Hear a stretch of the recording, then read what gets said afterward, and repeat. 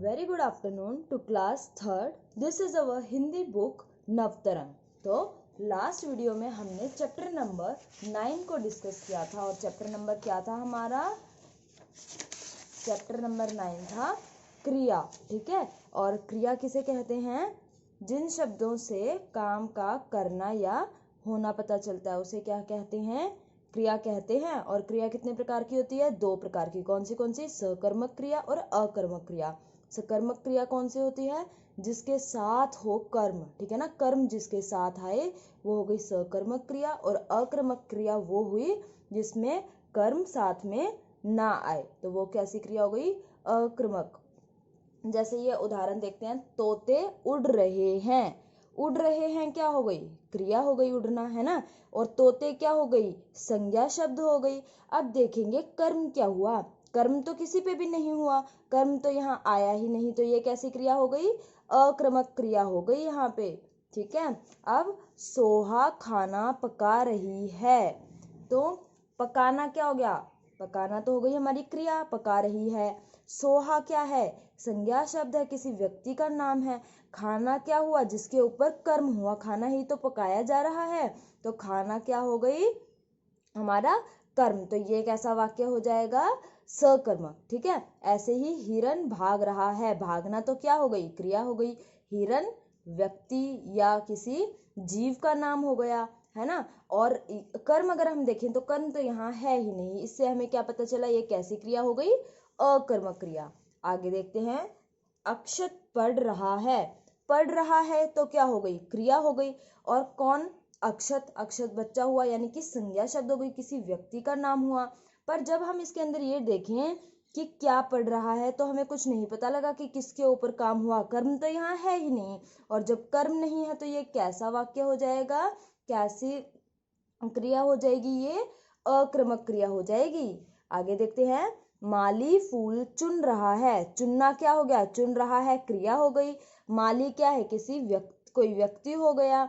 और फूल क्या है? फूल ही तो कर्म है, कर्म तो किस पे हुआ? फूल पे. तो ये वाक्य कैसा हो जाएगा? सकर्मक क्रिया हो जाएगी इसमें. वसुधा नाच रही है. नाच रही है तो क्या हो गई? क्रिया हो गई. वसुधा संज्ञा शब्द, किसी व्यक्ति का नाम आ गया. पर कर्म कहाँ है? कर्म नहीं है. अगर कर्म नहीं है तो कैसी क्रिया हो जाएगी? अकर्मक. तो हमने क्या सीखा कि क्रिया 2 प्रकार की होती है, सकर्मक क्रिया और अकर्मक क्रिया. सकर्मक क्रिया कौन सी हो जाएगी? जिसमें कर्म साथ हो. अकर्मक क्रिया कौन सी हो जाएगी? जिसमें कर्म ना आए. ठीक है ना, कर्म के बिना. ऐसी क्रिया जिसमें कर्म का ना पता चले वो हो जाएगी अक्रमक क्रिया. उसके बाद हमने कल इस चैप्टर की बैक एक्सरसाइज की थी, और आई होप आप सभी ने अपनी नोटबुक में सुंदर हैंडराइटिंग में वो बैक एक्सरसाइज फिल भी की होगी और साथ में लर्न भी किया होगा. देखो, लिखने का तो हम काम तब मान के चलते हैं हमारा पूरा हुआ जब हम उसको साथ साथ लर्न कर रहे हैं. अगर हम सिर्फ कॉपी भरने में इंटरेस्ट दिखा रहे हैं और उसे लर्न नहीं कर रहे तो भी कोई फायदा नहीं है. इसीलिए जो भी आप नोटबुक में लिखेंगे उसे बोल बोल कर लिखेंगे, ताकि वो आपका ध्यान ना भटके. और दूसरी बात, उसी को याद करने की कोशिश करेंगे साथ के साथ, कि मुझे बाद में ये करना ही ना पड़े, साथ के साथ ही याद हो जाए. ठीक है ना. तो आपका चैप्टर नंबर 9 कंप्लीट हो गया, क्रिया. ठीक है. अब अगले चैप्टर पे आते हैं, पाठ 10. पाठ 10 क्या है? पर्यायवाची शब्द. और पर्यायवाची को इंग्लिश में क्या बोलते हैं? सिनोनिम्स बोलते हैं. ठीक है ना. पर्यायवाची शब्दों को इंग्लिश में क्या बोलते हैं? सिनोनिम. सिन का मतलब होता है सेम, SYN, सिन मतलब सेम. और निम होता है नेम, NYM. नेम किसको बोलते हैं हम? नेम को. तो सेम नेम, जिनका सेम समान नाम हो, यानी कि एक जैसा. ठीक है ना. देखते हैं कैसे. पर्यायवाची शब्द क्या होते हैं? पर्याय यानी कि समान, वाची यानी कि वचन, जिनका अर्थ समान हो. ऐसे शब्द जिनका अर्थ समान हो उन्हें हम क्या कहेंगे? पर्यायवाची शब्द कहेंगे. अब देखो, कई बार हमने देखा है कि एक ही शब्द के बहुत सारे मतलब हो जाते हैं, है ना. एक शब्द के कई मतलब निकलते हैं अगर हम उन्हें ध्यान से देखें. और कई बार हमें ये देखने को मिलता है कि अलग अलग शब्द हैं पर उन सबके मतलब तो एक ही है, वो किसी एक ही चीज की तरफ इशारा कर रहे हैं. ठीक है ना. तो जो अलग अलग शब्द मतलब एक या एक जैसे अर्थ प्रकट करने वाले, जिनका अर्थ सेम निकले, समान अर्थ समान हो, वो शब्द क्या कहलाएंगे? पर्यायवाची शब्द। देखते हैं कैसे। ये क्या दिया हुआ है, कोई इसे कहेगा कमल, कोई इसे कहेगा पंकज, अलग अलग नाम, जिसको जो नाम पता होगा वो उस नाम से बोलेगा।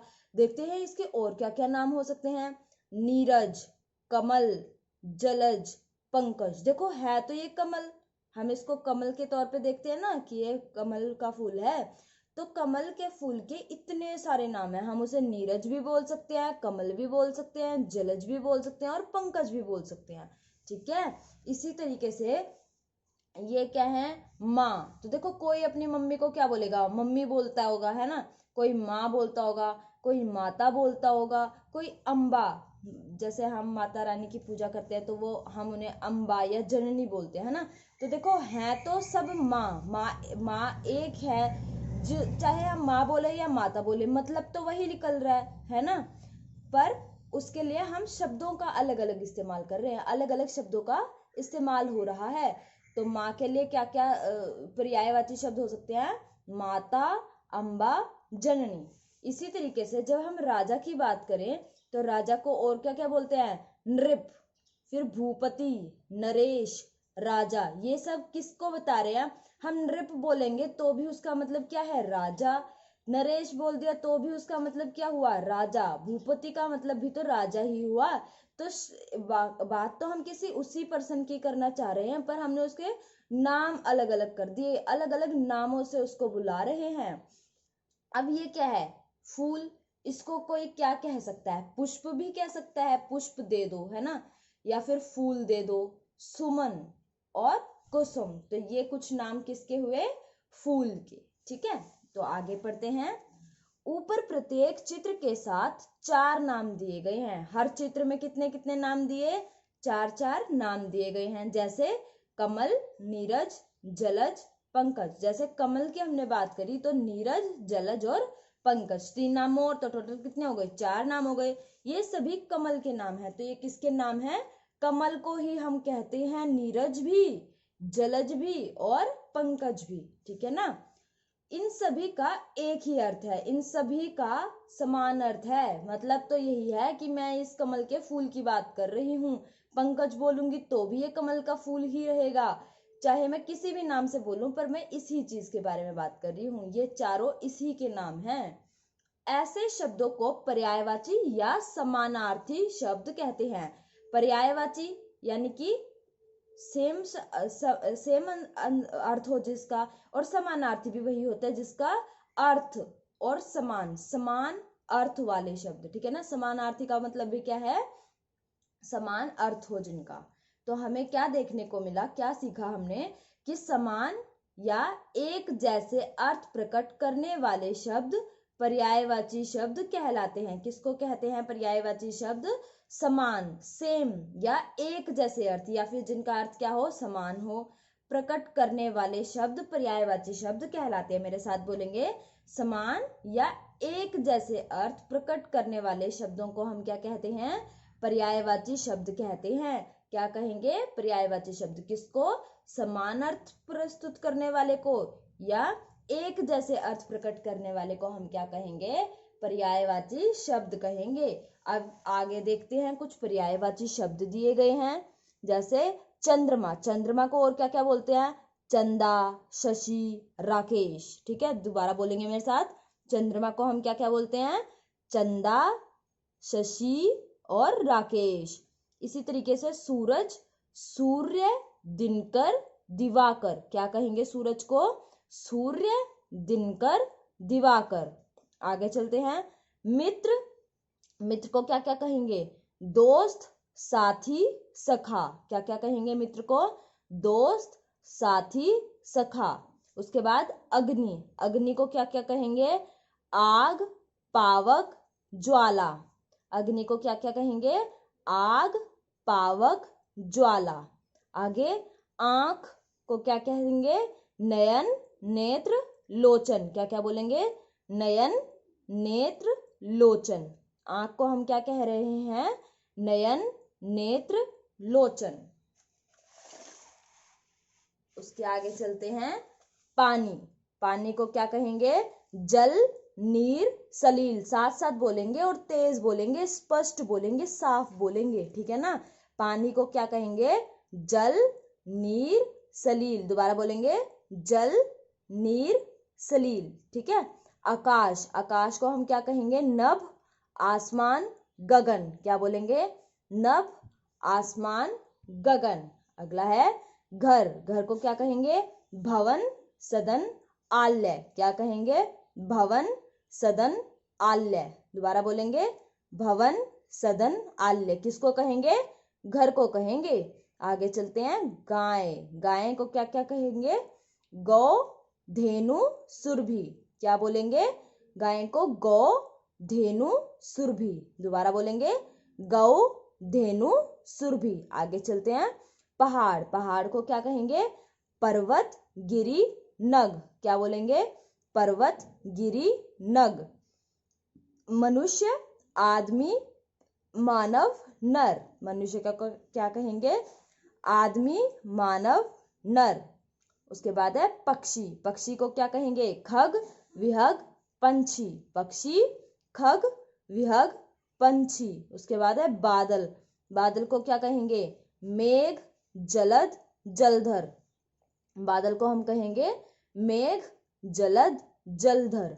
फिर है सांप, सांप को कहेंगे सर्प, नाग, भुजंग। क्या कहेंगे? सर्प, नाग, भुजंग। फिर झंडा, झंडे को हम क्या कहेंगे? ध्वज, पताका, ध्वजा। क्या कहेंगे? ध्वज, पताका, ध्वजा। वायु, वायु को कहेंगे पवन, समीर, हवा। वायु को क्या कहेंगे? पवन, समीर, हवा।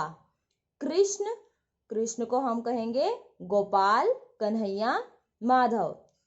कृष्ण को क्या कहेंगे? गोपाल, कन्हैया, माधव। फिर है पेड़, पेड़ को कहेंगे वृक्ष, तरु, पादप। क्या कहेंगे? वृक्ष, तरु, पादप। भगवान को क्या कहेंगे? प्रभु, परमात्मा, ईश्वर। भगवान को क्या कहेंगे? प्रभु, परमात्मा, ईश्वर। पृथ्वी को क्या कहेंगे? धरती, भूमि, जमीन। क्या कहेंगे पृथ्वी को? धरती, भूमि, जमीन। रात को क्या कहेंगे? रजनी, रैन, रात्रि। क्या कहेंगे रात को? रजनी, रैन, रात्रि। समुद्र को क्या कहेंगे? सागर, जलधि, सिंधु। क्या कहेंगे? सागर, जलधि, सिंधु। कपड़ा, वस्त्र, वसन, चीर। कपड़े को कहेंगे वस्त्र, वसन, चीर। शेर को कहेंगे, दोबारा देख लेते हैं हम रात से, रात को कहेंगे रजनी, रैन, रात्रि।